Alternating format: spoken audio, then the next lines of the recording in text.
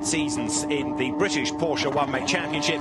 He is a proper little star. Away he blasts in this 485 brake horsepower, 3.8 litre Porsche 911 GT3 Cup, and he's quicker than anybody away from the line, and he has been throwing total commitment at his time at Goodwood this weekend. Yeah, he really has. He's, for me, one of the stars of the weekend, and actually I sat down for a moment before this run, and as soon as I saw Harry King pull up to the start line, I'm right back up on my feet, because he has been spectacular. And you can see why. Look, he's just kicking up the grass on the exit of Fordwater. This guy has not got very much experience here at all. I had a chat with him yesterday. He said, yeah, I think I've done maybe 8 laps of Goodwood. Meanwhile, lighting up the sector times because of his commitment in this fabulous Cup car. So where is this going to put him? Can we realistically expect this car to beat the Dallara? It's going to be a big ask, but Harry King, championship leader of Carrera Cup GB, very modest young guy, very, very good race driver, came out of the Ginetta Junior Championship into the Ginetta Senior Championship. His career masterminded by Chris Hodgetts, himself a double British Touring Car champion. Harry King, absolute standout in Carrera Cup GB, driving for Stuart Parker's Team Parker Racing squad. So here he comes with the back over the curve and the dirt being kicked into the air. He fights the car into the chicane. He's not going to be the fastest. Where will Harry King slot in as he takes the checkered flag? He goes 4th fastest on a 1:17.443. We're not done yet. We've still got another set of cars to drool over as we have a look at Porsche at Le Mans. That's the car 50 years ago that won the Le Mans 24 Hours, the Porsche 917. Richard Atwood and Hans Hermann coped with horrible conditions that year, some of which you can see because of the real footage that's used in the Steve McQueen movie, which was filmed at Le Mans in 1970. But Richard Atwood was asked who he wanted to co-drive with him, and he said, well, Hans Hermann. He might not be the quickest, but he's so steady, so reliable, and it turned out to be the perfect partnership. Yeah, I must have consumed so much footage over the years of these cars racing back in the early 70s. So special to have this machinery at Goodwood. It is. I mean, that 917, fantastic. But a Rothmans 956 into the 962 era, I mean, that for many people just sums up Group C. I know the Silkat Jaguar was a special, but this was kind of the car that started it all, wasn't it? Yeah, and I can offer a little bit of insight as to why the 962 was quite as successful as it is. A few years ago, I did a Autosport magazine track test with a wide variety of Group C cars, and by far and away, the simplest, the easiest, the kindest, the most comfortable car was the 962. Really? And when you're talking about 24 hours of endurance racing, those are some of the characteristics that you need to have, obviously, in addition to speed. Yeah, 1982 was when Group C regulations came in. It wasn't actually in the first race, the 956. It came out at Silverstone. So the quiz question is, what sort of car was the very first one to win a Group C race? Don't ask me. A Rondo is the answer. Jean Rondo had a car that was just about ready because he was morphed out of the Inaltera, which was another French oddity. Wasn't it the Rondo that went on to achieve extraordinary top speed records at Le Mans? That was the WM. Similar thing, yeah, French constructor that knows the Gerard Welter's car, the WM, with Roger Dorchy. 1984 was the year that you're thinking of the mega speed. However, yes, once Porsche had got the 956 sorted, it also had a very clever strategy, which was sell them to privateers, but give everybody, works team or the privateers, absolutely equal machinery, because if we have a special car, we're not going to sell any. And of course, the privateer teams like Youngster that ran that car to 2 Le Mans wins, 84, 85, the Newman car, they could beat the works cars. Well, Porsche have always had this philosophy with their customer racing equipment, which is they want to deliver something from the factory capable of winning a race, but also not just in terms of speed, in terms of reliability. And these cars, remember, they are literally turnkey. They literally have a road car key in the dashboard, which tends to stay in place. I think it's sort of welded in, but that's how you start it. Yeah. And they just worked for all the privateers from day one. Isn't this the perfect time of day to have it as well, with the light fading and the lights on? It looked very Le Mans, but you see the Newman car there. That was a Youngster entry. 1984 the car won, with Henri Pescarolo joining Klaus Ludwig, and then it won again in 85. Same car, same chassis, won the year later with Klaus Ludwig and Paolo Barilla and the late John Winter, or Louis Krages as he was really called, but John Winter, the pseudonym under which he drove. And of course, Youngster carried on its success with a certain other German manufacturer many years later. This car was 7th at Le Mans in 1976. just carried on going. So it was not the quickest, but the Group 4 Spec 930 was just a good, solid, reliable car.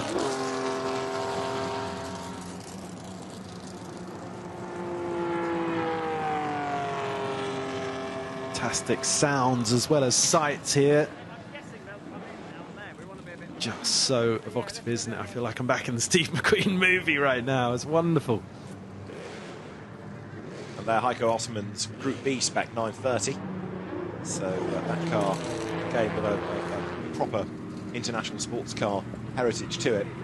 But Porsche has gone through phases, hasn't it, with its sports car priorities, if you like. Ignore the one main challenges for a time, but they've looked at either overall success, like we've just had with the 919 or the 962 or the 917, and then for a period it's gone purely to class wins. For many, many years, you know, we'd go to Le Mans and see Porsches only racing in the GT class, but they were, again, selling lots and lots of cars. This was one type of car that did have a win, go back to 1979, the 935. Again, a winning car outright in another wet year at Le Mans, in fact, 79. Yeah, and the Porsche 935 remains the only car I've ever driven that had me laughing out loud as I accelerated up through the gearbox. There is so much horsepower with those turbos, and it just is the gift that keeps on giving all the way up through the rev range. Sensational car. You can spin the wheels in, crikey, just about any gear, to be honest with you, but not as terrifying as you might think. The chassis is actually very compliant. It's not too hard to get the power down onto the road. It's a little bit wallowy in the quicker corners, but loads of mechanical grip in the tighter, slower corners. Yeah, the 935 in a sense was a slightly odd car because some of the tuners, like Kramer, managed to find a bit more performance than Porsche had really expected it to have, and they worked on it and made it better. Yeah, they ended up doing their own specials, didn't they? Yeah. It became very much their own thing. I used to drive for Kramer Racing, and underneath the workshop was this basement car park that, I mean, treasure chest, treasure, you know, bat cave, whatever you want to call it, does not do it justice. Just full of automotive jewellery like this. Yeah, and we saw, didn't we, was it last year at the festival here, there was the little DRM Spec 1400 Turbo 935, sort of baby 935. You had Moby Dick, which was the vast one, and the little baby 1400 Turbo. But the Interscope IMSA car, Ted Field, Danny Ongai's car, you just saw going through. Now there is an outright Le Mans winner, and it's Tom Christensen who stayed to the end of the weekend to go and drive it.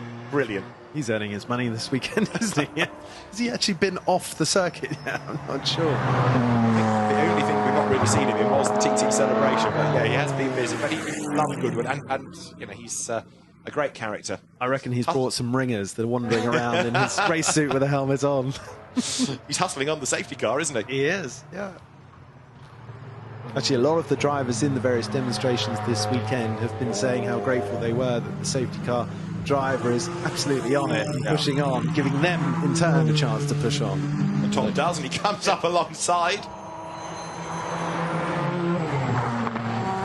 I feel sorry for the safety car driver right now. He's probably saying, all right, Tom, I'm going as fast as I can. How did you spend your weekend? Well, I tried to fend off Tom Christensen. There's a new man, Youngster. Porsche. Behind it is the Kenwood car that was raced at Le Mans by Philippe Alliot, who was heading to Formula 1 at the time, but also Michael and Mario Andretti. Such great liveries of this era as well. Those big, flat slabs of bodywork, of course, lending themselves very well to the sponsor logos. And it was a livery. It was a sponsor, not a mishmash of stickers, was it? It was one corporate livery that most of the cars were able to run in. And there's I think it's the Le Mans Racing magazine, the French magazine, that published a book on the 956s. They did one of the 917s, one of the 956, 962, with a illustration of every livery that the cars had raced in. And it's fascinating to go back and recollect, in both cases, whether it's the 917s here or the 962s, just how many different colour schemes the cars did operate in. You tend to think only of one or two, but you forget just how many different teams there were and different sponsors. Very much so, and such iconic, clean liveries like that help etch the car into the minds of race fans all over the world for years to come, and it also adds value to the car when they later become collectible items, so much so that I really wonder why you still see occasionally some teams competing at high levels of sports car racing not really giving too much thought to the liveries. As you say, a little bit cluttered, not necessarily great colour choices. It was interesting, wasn't it? 2 years ago now, or 3, when we were at Le Mans for the year that Porsche ran the 911s in GTE Pro in the retro liveries, and there was the that was Rothmans great. and the Pink Pig. And I can remember going to the Porsche merch and buying a Pink Pig T-shirt. They were going like hotcakes, but the Rothmans ones, oddly, weren't going quite so popularly. It was very much the Pink Pig that seemed to be attractive. Right, Tom Christensen is away. Not expecting him to necessarily light up the typing screen. He's already fourth in the modern generation of Audi, so like Nick Padmore doing 2 cars in this run, which is great to see the enthusiasm of the man. But yes, he's not pressing on absolutely, but it's probably a nice trip down memory lane, getting back into an old cardigan almost. Reunited with a car that really was a huge part of the Tom Christensen story. So much followed as well. Yeah, I mean, exactly. if the story ended there and then, it would still be a great story. Very That's true. what's so extraordinary about it. It's when he won. I mean, so many people have raced at Le Mans and battled to finish, never mind to win. But when he won in 95, who would have thought there'd be 8 more to follow? I know you can argue he was in the right place at the right time with Audi's ability, Audi's domination almost of another era of Le Mans. But even so, he was there in the BMW days as well in 1999. But yeah, 9 Le Mans wins, quite outstanding for a real hero. And the pace visibly picking up now. Tom dialing into the car. Let's see how brave he is on the brakes down into Woodcote. It's tidy. Lebert's escaping out of the way. So it's not going to be, as I say, the top time, but the more time he spends in the car over the next 3 or 4 days, the quicker he will get. So Tom Christensen now heads over the line, 1 minute 29.190. Ready. Imminently. Yep. Flag drops, away launches Ben McLaughlin. These big rubber marks on the road, but away he goes. Chased now by Tom Jackson in the 718 Cayman. So that was a brief 4 seconds. And then 7 seconds later, Harry King gets away. Well, he's already had 1 outing today in this car in the practice for the shootout. But actually, Ben McLaughlin in the road-going Carrera 2, absolutely flying, bearing in mind that that's only a road car. It's some bit of kit, admittedly, but it doesn't have the racing tyres, doesn't have the aero that car does, nor the GT3 Cup car behind. So Tom Jackson here, graduate of single-seater racing, and as I say, one of the stars of the Cayman Sprint Challenge this year with 4 race wins to his name. Not a great weekend last week at Croft with a lot of damage, but has been one of the front runners all season. He is closing on Ben McLaughlin, and there is Harry King still hustling on. Headlights ablaze, taking this very seriously. He's needing to get sideways there, coming up towards Slavic corner. So, which is going to get to the line first? Road car, Cayman, or this fully fledged Porsche 911 GT3 Cup that is the base car for Carrera Cup GB, which you'll see at Snetterton next weekend. It finishes at Brands mid-November. The gaps are all coming down, look, because Tom Jackson in the Cayman is very definitely closing on Ben McLaughlin. They are both being caught by Harry King. Remember, they started 4 seconds, then 7 seconds apart, and it's going to be a drag race out of the chicane up towards the line. Can Ben McLaughlin hang on in there? Harry King comes up to have a go on the outside of the Cayman. They're going to be 3 wide as they cross the line, but Harry King just gets ahead of the Cayman, which in turn gets ahead of the 911. So Harry King wins from Tom Jackson. Is the 930, the Group B car, Heiko Ostermann at the wheel of it, which has been a late extra to the entry.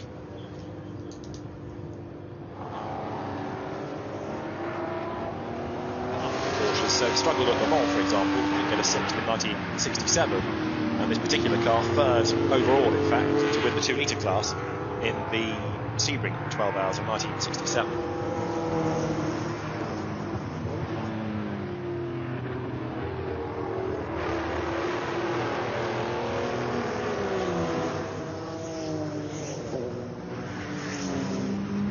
Back onto the power, chasing after Sean Lynn.